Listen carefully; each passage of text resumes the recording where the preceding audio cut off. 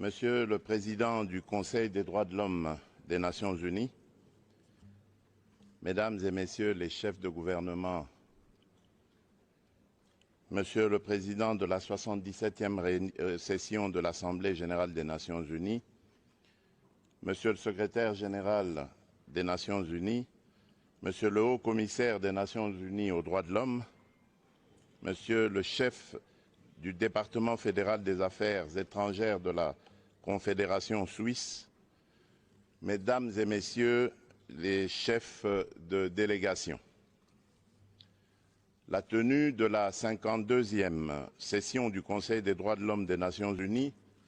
m'offre l'opportunité de m'exprimer du haut de cette tribune sur la situation des droits de l'homme et des libertés fondamentales en République démocratique du Congo, des priorités retenues en la matière par mon gouvernement, des avancées enregistrées à ce stade, ainsi que des défis majeurs auxquels nous sommes confrontés comme nation, décidée à vivre dans la modernité et à contribuer au progrès de la civilisation de l'universel. À ce sujet, comme vous le savez, la République démocratique du Congo est secouée depuis 1994, année du génocide rwando-rwandais de triste mémoire, par des violences cycliques meurtrières et des pillages de ses ressources naturelles par des groupes armés terroristes évalués à environ 150 à l'est du pays et dont certains sont d'obédience islamiste intégriste proche de Daesh. Ces groupes opèrent plus spécifiquement dans les provinces de l'Ituri, du Maniema, du Nord Kivu et du Tanganyika. Il n'est plus un secret pour personne qu'ils sont entretenus, armés et soutenus par certains États de la région comme le Rwanda et par des milieux financiers étrangers. Ainsi, depuis 30 ans, la République démocratique du Congo est le théâtre d'atrocités humaines les plus abominables. Des violations graves des droits de l'homme, des crimes de guerre et contre l'humanité y sont commis dans l'impunité la plus totale. Mon pays est devenu tristement célèbre en recrutement des enfants soldats et en violences faites à la femme qui ont atteint le paroxysme par les viols systématiques des femmes érigées en armes de guerre. En somme, les crimes de sang et l'immoralité ont été ainsi banalisés en République démocratique du Congo. À ces violences des guerres se sont ajoutées celles des pouvoirs publics par suite des restrictions abusives et des entraves policières à l'exercice des libertés individuelles et collectives, ainsi qu'aux droits de l'homme, notamment par la répression sanglante de manifestations publiques pacifiques, les arrestations et détentions arbitraires à motivation politique. Pour tout dire, mon pays a été plongé dans une insécurité et une instabilité chroniques qui l'ont isolé du monde,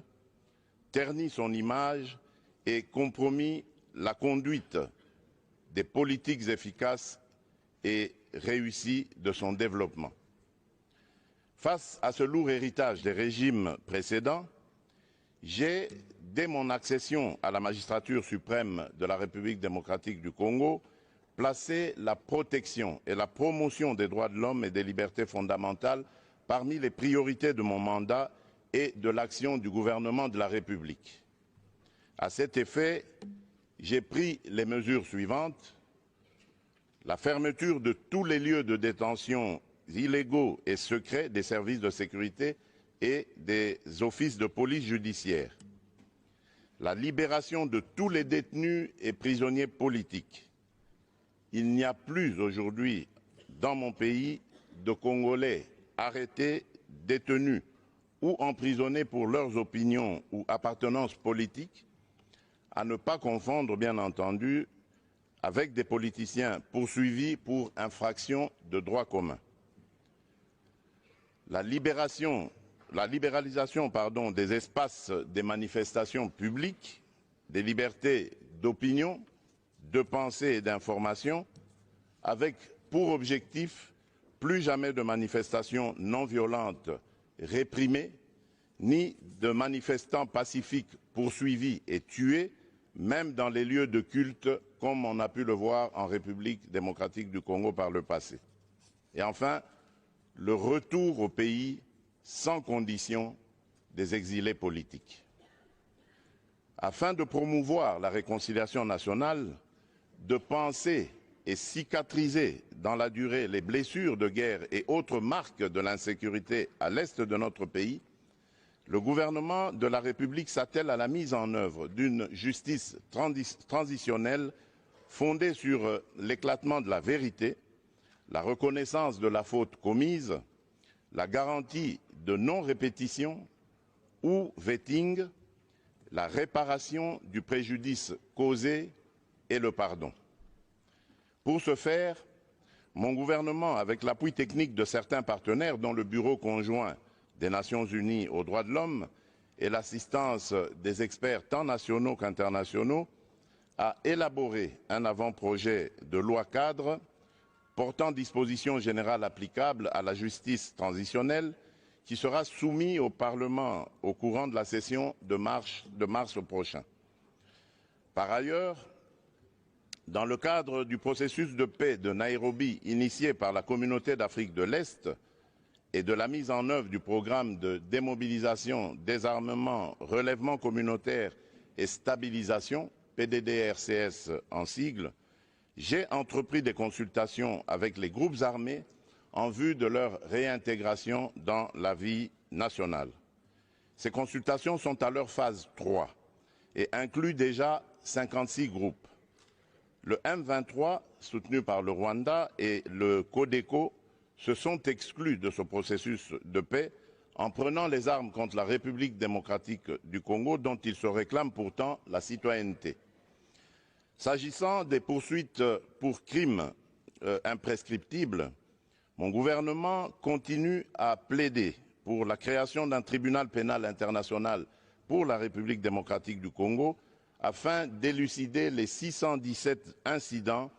documentés dans le rapport mapping du Haut Commissariat des Nations Unies aux droits de l'homme. En même temps, il réfléchit sur la création d'une cour pénale spéciale comme en République centrafricaine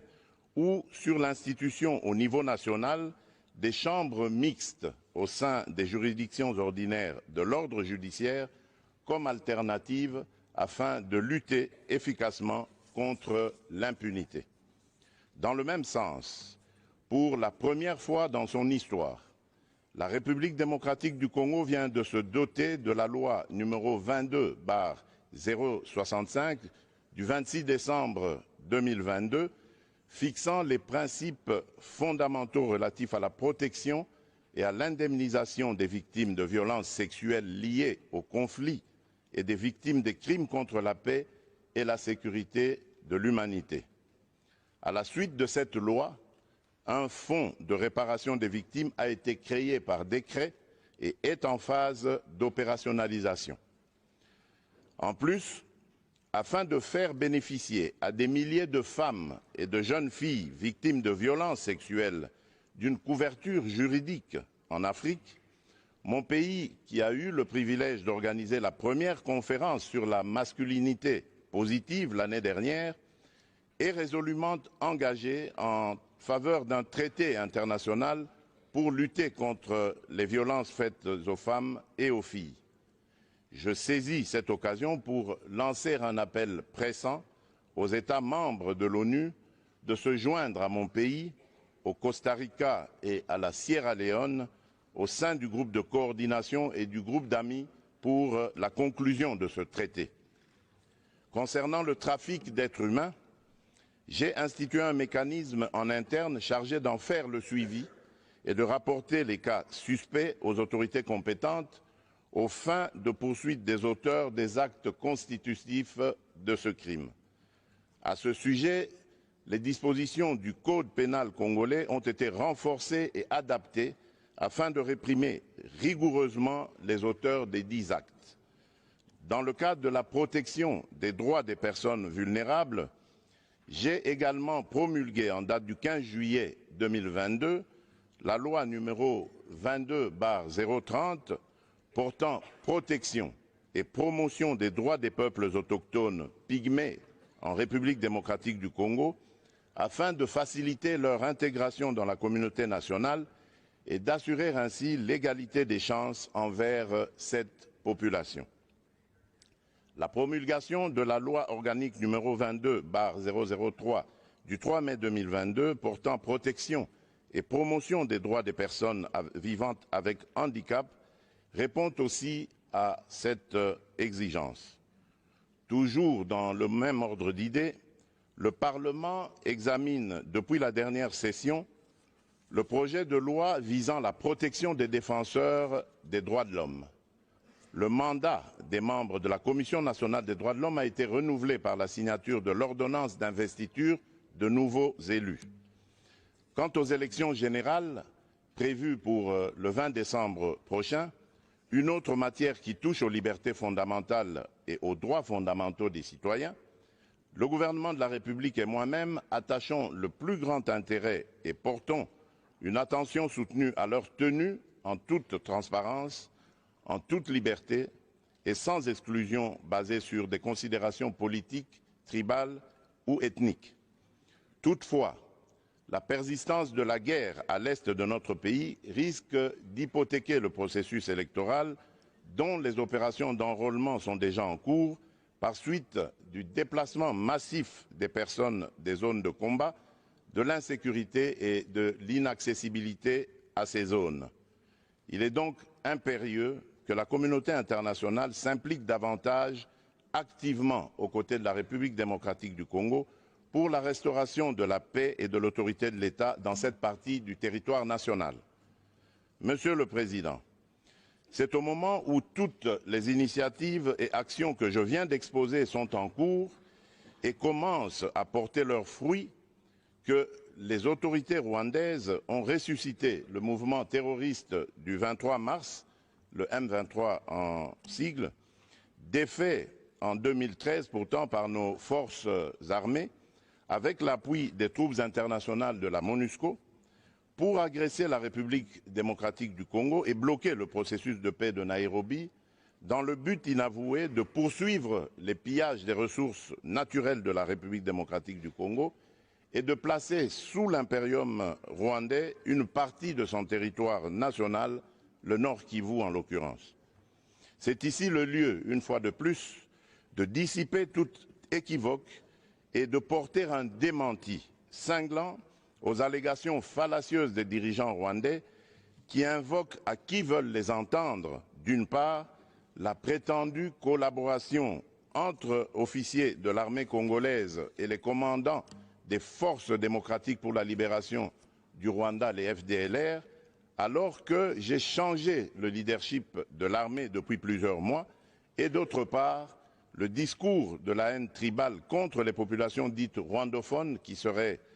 persécutées ou, pis encore, menacées de génocide en République démocratique du Congo, et cela pour justifier leurs crimes dans mon pays et obtenir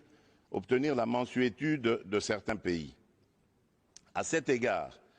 je recommande à toute personne qui en aurait encore le doute de lire les groupes d'experts, le rapport des groupes d'experts de l'ONU sur la situation sécuritaire à l'est de la République démocratique du Congo, rapport de septembre 2022, distribué par le Conseil de sécurité, et celui lui déposé en janvier dernier pour se rendre à l'évidence de la présence des forces de défense du Rwanda, les RDF, au Nord Kivu et de leur soutien au M23. Quant au discours de haine contre nos compatriotes Tutsis congolais, mon gouvernement reste ferme contre tout individu ou groupe d'individus qui tiendrait un tel discours et réitère sa demande à toute personne, organisation ou partenaire extérieur de le dénoncer. La justice congolaise appliquera dans toute sa rigueur les lois de la République aux auteurs de propos d'incitation à la haine tribale ou ethnique. Sur ce chapitre de la prétendue persécution des Congolais rwandophones, afin d'enlever tout prétexte aux dirigeants rwandais qui se sont constitués sans procuration avocats de cette communauté,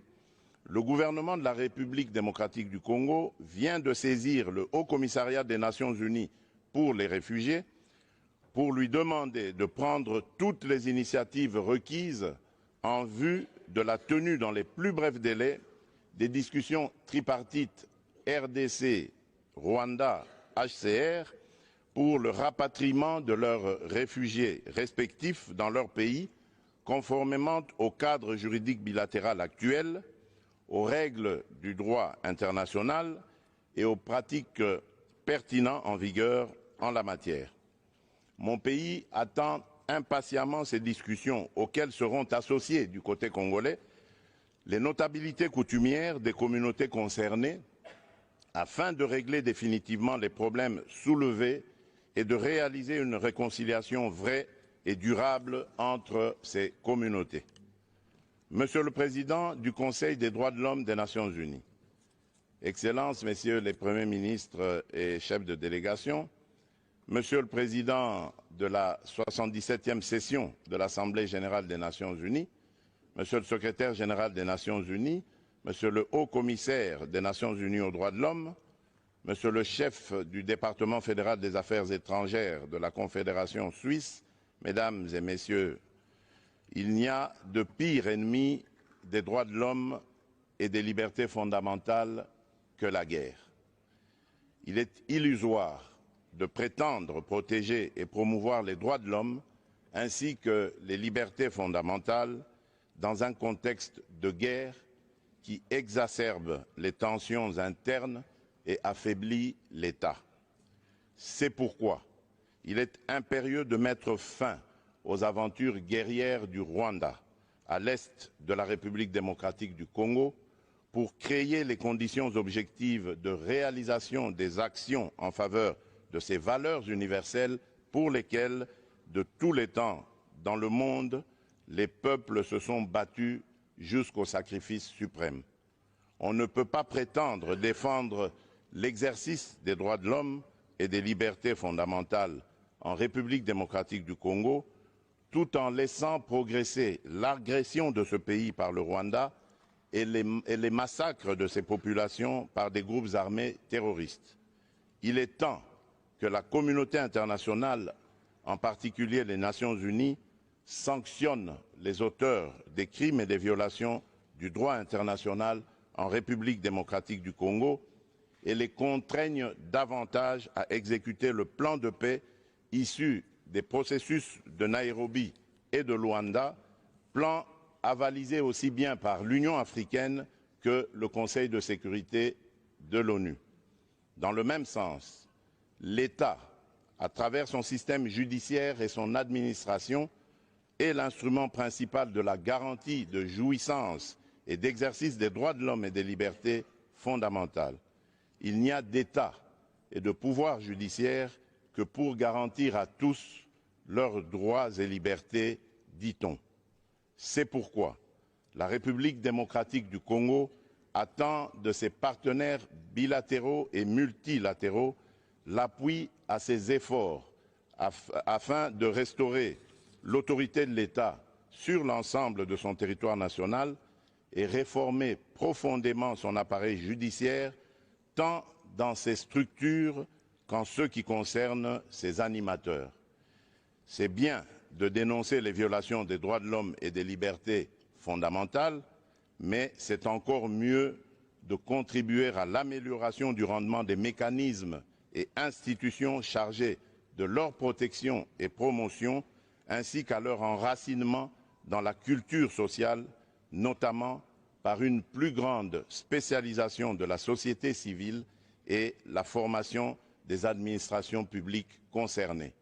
Je vous remercie.